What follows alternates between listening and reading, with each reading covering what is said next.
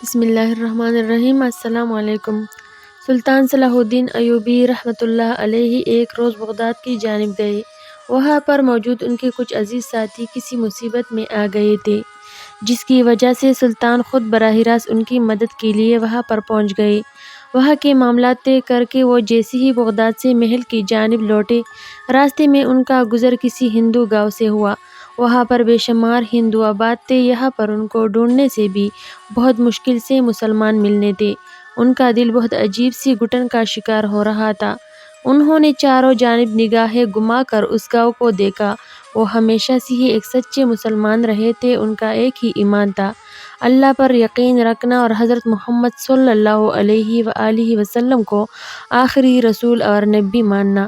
ان کا یہ خواب تھا کہ اس دنیا پر صرف اور صرف مسلمانوں کی حکومت ہو اور اس دنیا میں صرف مسلمان ہی رہے، لیکن ایسا تو ممکن نہیں تھا۔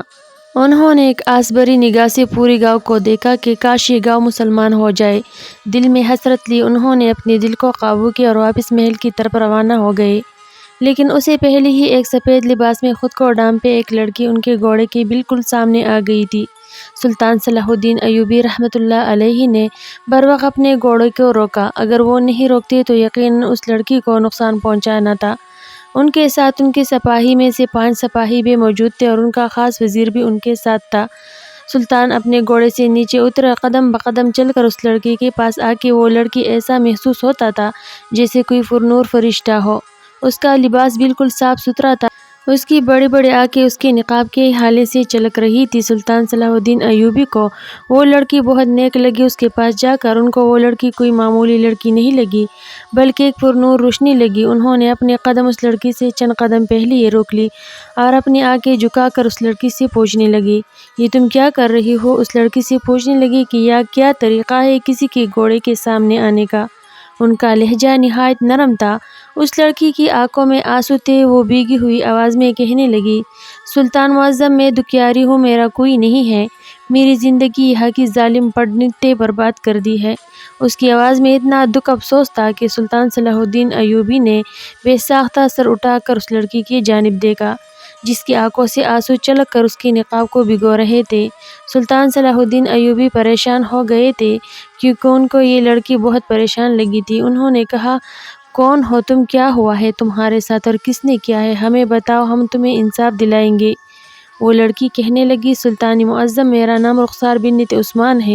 میں اپنے ماں باپ کی ایک اکلوتی اولاد ہوں۔ ہم لوگ اس گاؤں میں برسوں پہلے سے رہ رہے ہیں۔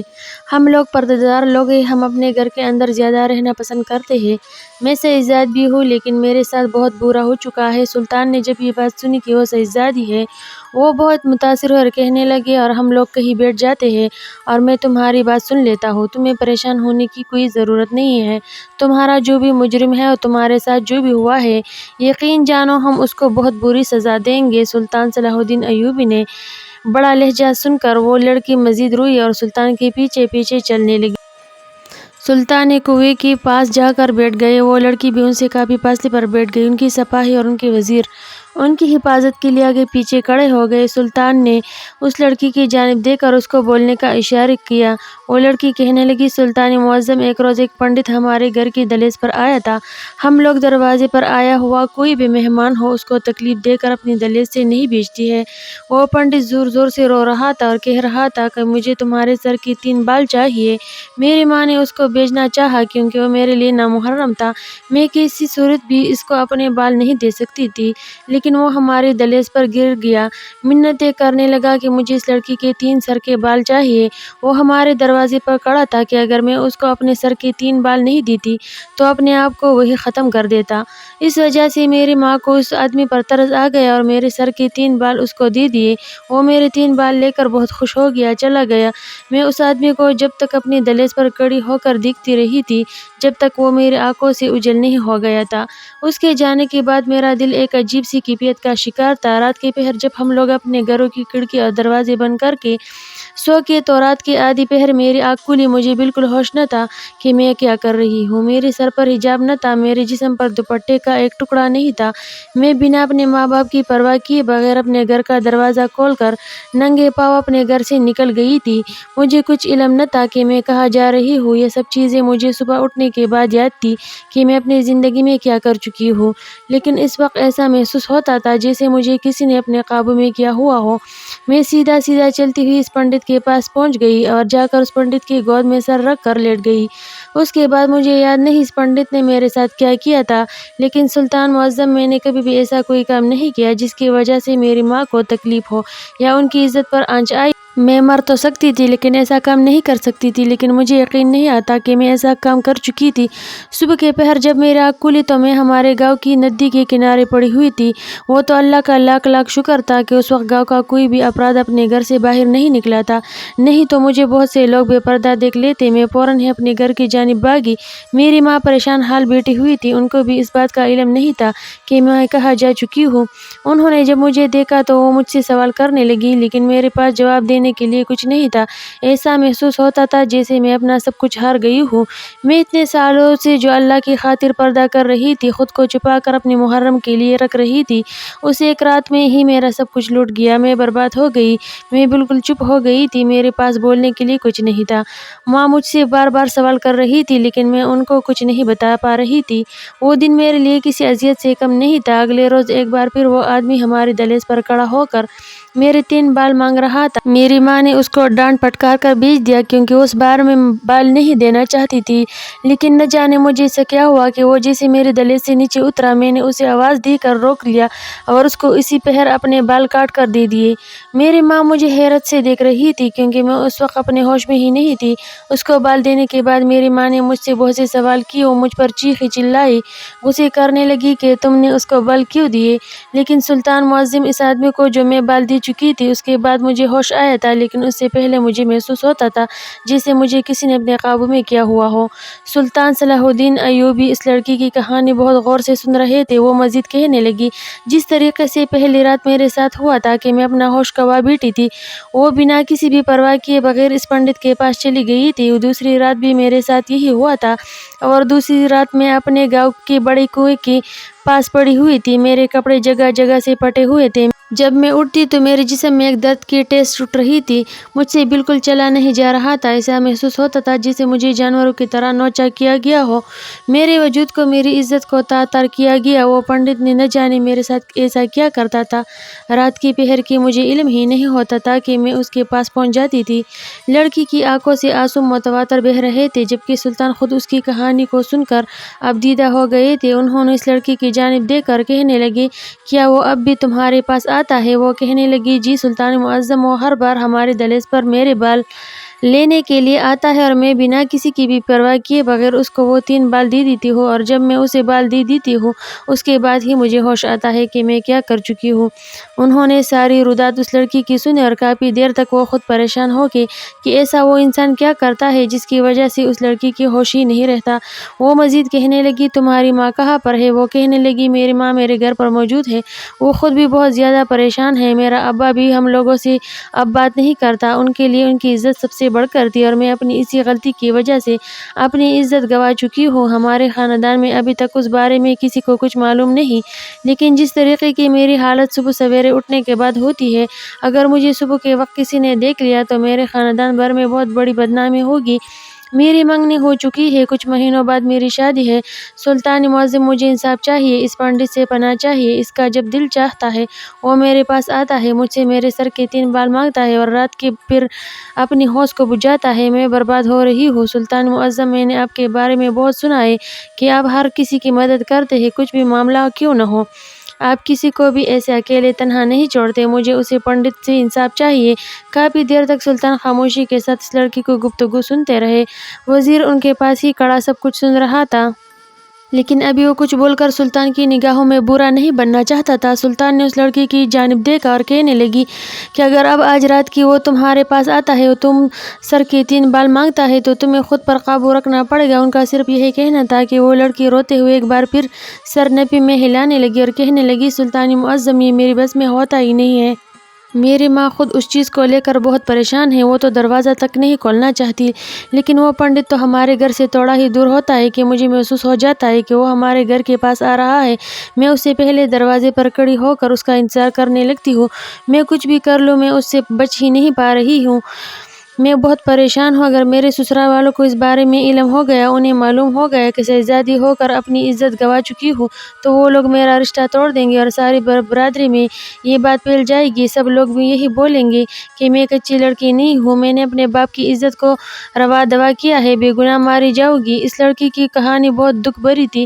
انہیں اس پنڈت پر بہت غصہ آ رہا تھا کہ وہ ایسا کام کیسے کر سکتا ہے، لیکن انہیں ایسی کہانی پر یقین بھی نہیں آ رہا تھا۔ وہ حیران بھی تھے کہ ایسا کیسے ہو سکتا ہے کہ کوئی شخص آئے اور سر کے 3 بال لے لے اور اس کے بعد بال دینے والی لڑکی اس آدمی کے پاس خود چلی جائے۔ ان کو اس وقت یہ کہانی بناوٹی بھی لگ رہی تھی، لیکن جس طریقے سے وہ لڑکی اپنی کہانی سلطان کو سنا رہی تھی وہ بالکل بھی بناوٹی انداز نہیں تھا، ایک سادہ انداز تھا جس کے انداز سے انسان بہت زیادہ پریشان ہوتا ہے۔ انہوں نے ایک فیصلہ لیا اور اس لڑکی کے اس گھر کی طرف چل پڑے، جبکہ انہوں نے اپنے وزیر کو حکم دیا کہ اس جیسی لڑکی ہی ان کو ابھی اور اسی وقت چاہیے۔ اس کا قد اس لڑکی جیسا ہی تھا، اس کی رنگت بھی رخسار جیسی ہی ہو۔ سلطان کے حکم کے آگے وہ فوراً ہی سر جھکا گئے اور اس لڑکی کی تلاش کرنے کے لیے نکل پڑے، جبکہ سلطان پیدل ہی اس لڑکی کے گھر کی جانب چل پڑے اور اس لڑکی سے بہت سی باتیں کر رہے تھے، لیکن وہ خاموشی سے سر جھکا کر ان کو جواب دیے جا رہی تھی۔ ان کو اس لڑکی سے بہت اپنانیت سی محسوس ہو رہی تھی۔ ایک تو وہ اس پورے گاؤں کو مسلمان کرنا چاہتے تھے اور اسی وقت انہیں ایک مسلمان ٹکرا گیا تھا اور وہ بھی ایک شہزادی۔ ان کا دل اس لڑکی کی جانب سے بہت خوش تھا، لیکن اس کے ساتھ ہوئی اذیت ناک کہانی کی وجہ سے وہ اپنی خوشی بیان نہیں کر سکتے تھے۔ سلطان صلاح الدین اس لڑکی کے گھر کے پاس آ گئے تھے۔ وہ گھر بہت چھوٹا سا تھا، چھوٹا سا برآمدہ تھا، چھوٹا کچن اور ایک کمرے پر مشتمل وہ گھر ان کی پوری کل کائنات تھا۔ سلطان صلاح الدین ایوبی کافی دیر تک اس گھر کے اندر بیٹھے رہے اور اس کی ماں سے گفتگو کرتے رہے اور اس پنڈت کے بارے میں ساری جانکاری لیتے رہے۔ تھوڑی دیر بعد اس لڑکی کا باپ بھی آ گیا اور سلطان کو وہاں دیکھ کر ٹھٹک گیا تھا، لیکن جلدی اپنی حیرت پر قابو پا کر اس نے دریافت کیا تو سلطان نے اس آدمی کو بہت طریقے کے ساتھ اپنی بات سمجھائی تھی۔ ان کے بولنے کا انداز، ان کے سمجھانے کا انداز اتنا اچھا تھا کہ وہ آدمی جو اپنی بیوی اور بیٹی سے بہت ناراض تھا، اس نے ہی فوراً ہی ساختہ اپنی بیوی اور بیٹی کو گلے سے لگا لیا تھا اور ان کا ساتھ دینے پر آمادہ ہو گیا تھا۔ تھوڑی دیر انتظار کرنے کے بعد وزیر ایک لڑکی کے ساتھ ان کے گھر کے اندر داخل ہوا تھا۔ وہ لڑکی بالکل رخسار کی جتنی ہی لمبی اور اس کی رنگت جیسی گوری تھی۔ انہوں نے رخسار کی جانب دیکھتے ہوئے حکم دیا تھا کہ اپنا ایک لباس کو دے دو، رات کے پہر جب وہ آدمی آئے گا تو تم کمرے میں بند ہوگی یا باہر تمہارے کمرے کے اندر تالا لگایا جائے گا۔ اگر اس لڑکی سے بال مانگے گا تو وہ اپنے بال نہیں بلکہ ایک گدی کے بال دے دے گی، اور اس کے بعد ہم دیکھتے ہیں کہ آخر وہ ایسا کیا کرتا ہے جس کی وجہ سے تم بے قابو ہو جاتی ہو۔ سلطان کی اس منصوبے کو سن کر سب لوگ ہی متاثر ہو گئے تھے اور فوراً ہی سلطان نے گدی کے بال بھی منگوا لیے تھے۔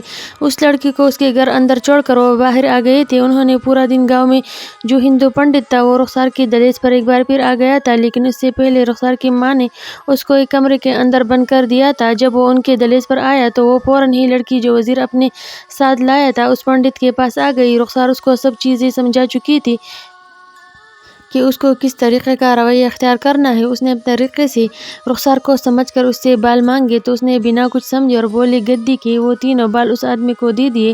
وہ بال لے کر وہ آدمی ایک پل وہاں نہیں رکا تھا اور وہاں سے چلا گیا، جبکہ کمرے کے اندر موجود رخسار باہر آنے کے لیے تڑپ رہی تھی۔ سلطان بھی اس منظر کو تھوڑی دیر بعد جب وہ آدمی ان کے گھر سے تھوڑا دور چلا گیا تو رخسار ٹھنڈی ہو کر زمین دوز ہو چکی تھی۔ اب ان سب کو رات کا انتظار تھا۔ آدھی رات ہوتی ہے، سلطان کے حکم سے وہ لڑکی جو وزیر کے ساتھ آئی تھی اس پنڈت کے پاس جانا شروع ہو چکی تھی۔ اس کے پیچھے سلطان، وزیر اور ان کے سپاہی۔ وہ لڑکی رخسار خود بھی جا رہی تھی۔ وہ لڑکی جو وزیر کے ساتھ آئی تھی وہ بالکل ہوش میں تھی کیونکہ اس نے اپنے سر کے بال نہیں دیے تھے۔ ان کو سب کچھ معلوم تھا کہ وہ کہاں پر جا رہی ہے اور کیا ہو رہا ہے۔ وہ لڑکی جب اس جگہ پر پہنچ گئی جہاں پر اس پنڈت کا حجرہ تھا، سب لوگ ہی سامنے ہوتے اس منظر کو دیکھ کر حیران رہ گئے۔ رخسار کی تو باقاعدہ چیخ نکلتے رہ گئی تھی، جبکہ سلطان بھی ماتھے پر بل ڈالے سامنے کے منظر کو دیکھ رہے تھے۔ وہ پنڈت بیچ میں بیٹھا ہوا تھا اور اس کے ارد گرد بہت سے دیے رکھے ہوئے تھے۔ ایک بنا آنکھ کی گڑیا اور بہت سی راکھ اس کے پاس پڑی ہوئی تھی۔ کراس کے نشانات بنے ہوئے تھے اور وہ آدمی آنکھیں بند کیے پڑھائی کر رہا تھا۔ سلطان اور اس کے ساتھ موجود سپاہی، وزیر سب لوگ سمجھ چکے تھے کہ وہ آدمی رخسار پر کالا جادو کرتا تھا، اس کے بالوں پر کالا جادو کر کے اسے اپنے قابو میں کرتا تھا، جس کی وجہ سے وہ سب کچھ بلائے اس آدمی کے پاس پہنچ جاتی جاتی تھی اور وہ آدمی اس کے ساتھ غلط کاری کر لیتا۔ سلطان نے اشارے سے اس لڑکی کو اندر جانے کے لیے بولا۔ وہ لڑکی خوفزدہ نظر آ رہی تھی، لیکن سلطان کے آس پاس کھڑے ہونے کی وجہ سے وہ فوراً ہی اندر چلی گئی اور بالکل ایسی ہی رویہ اختیار کر رہی تھی جیسا اسے رخسار نے بتایا تھا۔ وہ پنڈت کے پاس جا کر بیٹھ گئی، لیکن اس نے اپنا سر اس کی گود میں نہیں رکھا تھا۔ عین اسی وقت اس پنڈت نے اپنی لال سرخ آنکھیں کھول کر اس لڑکی کی جانب دیکھا تھا اور گڑبڑاتے ہوئے کہنے لگا تھا کہ کون ہو تم اور یہاں پر کیا کر رہی ہو، جبکہ اس لڑکی کے اندر بولنے تک کی سکت باقی نہیں تھی۔ اس آدمی اور وہاں کے ماحول کو دیکھ کر وہ بھی بہت زیادہ گھبرا گئی تھی، لیکن جو چیز سلطان نے اس کو سکھائی تھی اس کو اس پر عمل کرنا ہی تھا۔ وہ ڈراؤنی انداز میں اس پنڈت کو دیکھتے ہوئے کہنے لگی، میں تو آپ کے پاس آئی ہوں، آپ نے ہی تو مجھے بلایا ہے۔ اس کی آواز رخسار کی آواز سے مختلف تھی۔ وہ پنڈت سمجھ چکا تھا کہ دال میں کچھ کالا ہے۔ وہ اپنی جگہ سے کھڑا ہوا اور بھاگنے لگا۔ وہ جیسے بھاگ رہا تھا اس سے پہلے ہی سپاہیوں نے اسے پکڑ لیا تھا۔ سلطان صلاح الدین ایوبی حیران تھے کہ کوئی شخص اپنے ہوش بجھانے کے لیے اس حد تک بھی جا سکتا ہے۔ انہوں نے خواب میں بھی تصور نہیں کیا تھا۔ انہوں نے اس آدمی کی جانب دیکھا اور غصے سے پوچھنے لگے، کب سے یہ گھٹیا کام کر رہے ہو؟ کتنی بہن بیٹیوں کی زندگی برباد کر چکی ہو تم نے، اور کیوں کیا تم نے ایسا؟ جبکہ وہ آدمی سب کی جانب دیکھ کر بہت بڑے طریقے سے خوفزدہ نظر آ رہا ہے۔ وہ کسی بات کا جواب نہیں دینا چاہتا تھا، وہ کسی بھی طور پر بھاگ جانا چاہتا تھا، لیکن سلطان کسی سپاہیوں نے اس کو اس طریقے سے قابو کیا ہوا تھا کہ سوال ہی پیدا نہیں ہوتا تھا کہ وہ ایک انچ بھی ان کے شکنجے سے ہل جائے۔ انہوں نے فوراً ہی اپنے سپاہیوں کو حکم دیا کہ اس معلوم شخص کو سر درد سے الگ کر دیا جائے، کیونکہ یہ سچ نہیں بتا رہا تھا۔ اتنا سننا تھا کہ وہ آدمی رٹوتی کی طرح شروع ہو گیا کہ وہ مسلمانوں سے خار کھاتا ہے، اس گاؤں میں جتنے بھی مسلمان ہیں ان کے ساتھ ایسا ہی کرتا ہے اور ان کی بہن بیٹیوں کی عزت کو خراب کرتا ہے، اور صبح ہونے سے پہلے ہی ان کو گاؤں کی ندی یا کنویں کے ساتھ پھینک دیتا ہے۔ اور بہت ہی دنوں سے میرے کانوں میں رخسار کی باتیں آ رہی تھی کہ گاؤں میں ایک شہزادی موجود ہے جس کو آج تک کسی نامحرم شخص نے نہیں دیکھا، تو میں نے دن ہی منصوبہ بنا لیا تھا کہ میں شہزادی کو بے آبرو کروں گا، اس کے کپڑے پاڑ کر اس کو ندی کے قریب پھینک دوں گا۔ میں اس کو یہاں پر لاتا ضرور تھا، لیکن صرف جسمانی تکلیف دینے کے لیے۔ میں نے کبھی بھی نقصان کے ساتھ بدکاری نہیں کی، بس اس کے کپڑے پاڑ کر میں ندی یا کنویں کے پاس پھینک دیتا تھا۔ میں اس کے بالوں پر کالا جادو کرتا تھا جس کی وجہ سے وہ میرے قابو میں آ جاتی تھی اور یہاں پر بنا کسی کا بھی ہوش کیے بغیر دوڑی چلی آتی تھی۔ سلطان نے جب یہ ساری باتیں سنی تو اگلے روز ہی انہوں نے بھی اسی گاؤں کے اندر اس پنڈت کو بندی بنا لیا اور ساری کہانی پوری گاؤں کی گوش گزار کر دی کہ تمہارا پنڈت مسلمانوں کے ساتھ اتنا بڑا گناہ کر رہا تھا، لیکن مسلمانوں کا اللہ اتنا بڑا ہے کہ اس نے اپنے بندے کی حفاظت خود کی اور اس کی عزت پر آنچ نہیں آنے دی۔ یہ بات سن کر سب لوگ اس پنڈت کو نفرت بھری نگاہوں سے دیکھتے ہوئے لعنتیں دینے لگے، اور بہت سے ہندو نے اسی وقت صلاح الدین ایوبی کے ہمراہ اسلام قبول کر لیا تھا۔ ان کو جو خواب تھا وہ آدھا پورا ہو گیا تھا، وعدہ پورا ہو گیا تھا، اور اس لڑکی کو انصاف بھی مل گیا تھا، کیونکہ سلطان نے اس آدمی کو معافی نہیں دی تھی بلکہ اس کا سر درد سے جدا کر دیا تھا۔ اس واقعے سے یہ بات ثابت ہوتی ہے، بعض اوقات جو چیزیں ہمیں نظر آ رہی ہوتی ہے اس کے پیچھے ایک بہت بڑا راز ہوتا ہے۔ ہمیں ہمیشہ ہی کچھ ایسا کرنا چاہیے تاکہ ہم اس راز تک آرام سے پہنچ جائیں۔ انسان کی سمجھ بوجھ اس کو بہت آگے تک لے جاتی ہے۔